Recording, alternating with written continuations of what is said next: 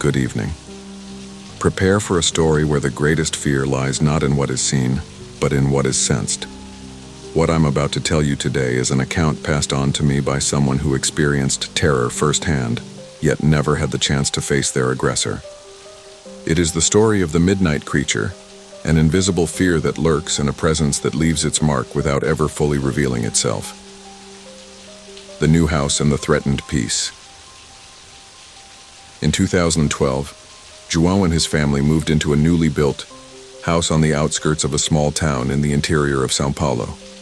The house was their dream, spacious with a large backyard and surrounded by a native forest area at the back, offering the tranquility they sought, far from the city's noise. João, a retired engineer, yearned for a calmer life, dedicated to his garden and the peace of the countryside. His wife, Maria, and their two young children, Pedro and Sofia, shared the same enthusiasm, imagining afternoons of outdoor play and starry nights. The first few months were filled with pure happiness. The sweet scent of Maria's garden flowers mingled with the fresh smell of the forest, and the sounds of birds filled the mornings. The house was a refuge, a piece of paradise. However, this peace began to be subtly eroded by strange events, almost imperceptible at first. Small objects disappeared and reappeared in unusual places. Doors that were locked were found open. Strange sounds like faint scratches on the wall or distant whispers began to be heard, always at night when the silence of the house was deepest. João, a pragmatic man, attributed everything to the new house, structural settling, or his children's imagination. Maria, more sensitive, felt a growing discomfort, a sense that they were not alone but tried to ignore it so as not to worry the family. The children, in turn, began to have frequent nightmares, reporting dreams of shadows that ran and red eyes that peered from the darkness, although they had never seen anything during the day. So before you get all comfy, take a second to like the video and subscribe, but only if you genuinely enjoy what I'm doing here. Let me know in the comments where you're watching from and what time it is there. Now turn off the lights, maybe switch on a fan for that soft background hum, and let's dive together into today's story. The signs of the invisible presence. The subtle disturbance evolved into something more concrete and terrifying. On moonless nights, the darkness seemed to thicken abnormally around the house, as if absorbing all light. The sweet scent of Maria's garden flowers was replaced by a fetid and nauseating odor that seemed to come from the forest and penetrate through the window cracks. The neighbors' dogs, once barking cheerfully, began to howl incessantly during the night, a mournful, fear-filled wail that echoed through the valley. One night, João woke up to a noise coming from the kitchen. Thinking it was one of the children needing a drink, he got up. Upon entering the kitchen, he found the window open and the trash overturned. But it wasn't an animal. The marks on the floor were large, irregular, as if something heavy and clawed had dragged itself across the floor, leaving no clear footprint. The feeling that something was there, lurking, invisible, was palpable. He felt a shiver down his neck as if being watched, and quickly closed the window. The attacks on the property became more audacious. The chicken coop was invaded, and the chickens were found dead, not from clean bites of a predator, but with twisted necks and deep claw marks. The family dog, a brave Rottweiler, began to refuse to go outside at night, barking ferociously at nothing with its hackles raised and visible fear in its eyes. Maria found strange marks in the garden, circles of trampled earth where no plants grew, and patterns of broken branches that seemed to point to the center of the forest. The family tried to find logical explanations. They thought of thieves, wild animals, even vandals, but nothing fit.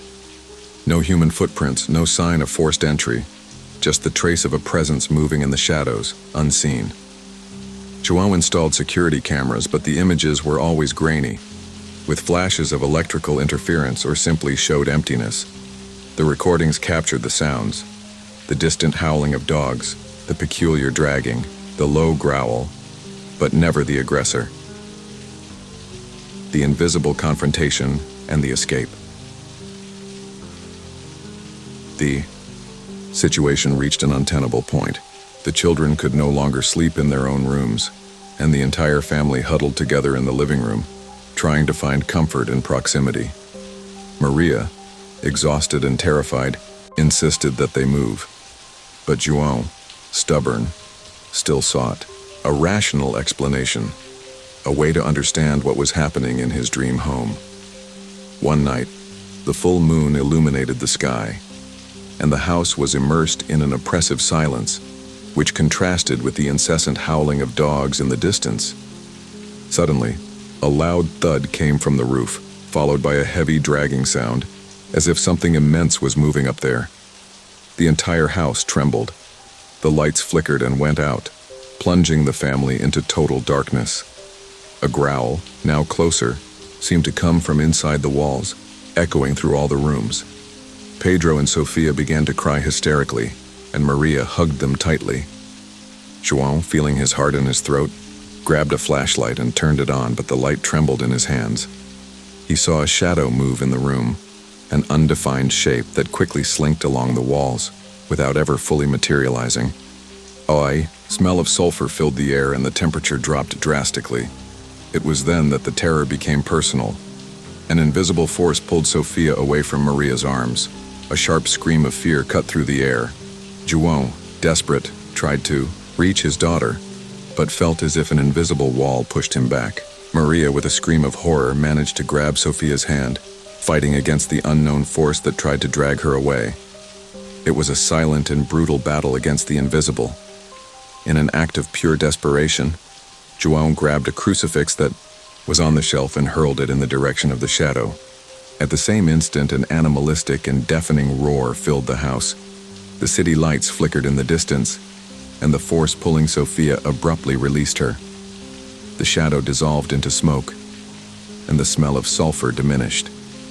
The house still trembled, but the presence was gone. Without hesitation, João grabbed his children and Maria, and they ran out of the house without looking back. They didn't stop until they reached a relative's house in the neighboring town, where they spent the rest of the night in shock, hugging each other and grateful to be alive. The legacy of invisible terror. João's family never returned to that house. They sold it for a negligible price without mentioning the events that made it uninhabitable. The new residents, in a short time, also complained of strange phenomena and eventually abandoned the property. The house remains there to this day, empty and silent, but terrifying anyone who dares to approach it. What was the midnight creature? No one knows for sure. Some say it was an evil spirit, an ancestral demon invoked in the forest. Others say it was an elemental entity, protector of the ancient land that was disturbed by the construction. But the most frightening thing is its invisible nature, its ability to terrorize without being seen, leaving only a trail of fear and madness. João, Maria, Pedro, and Sofia now live in another city, but the scars of that night remain. The terror, they felt the struggle against what they could not see, haunted them forever. The story of the midnight creature is a grim reminder that not every monster has a face, and that the deepest terror can come from what lurks in the shadows, watching, waiting, without ever fully revealing itself. Good night.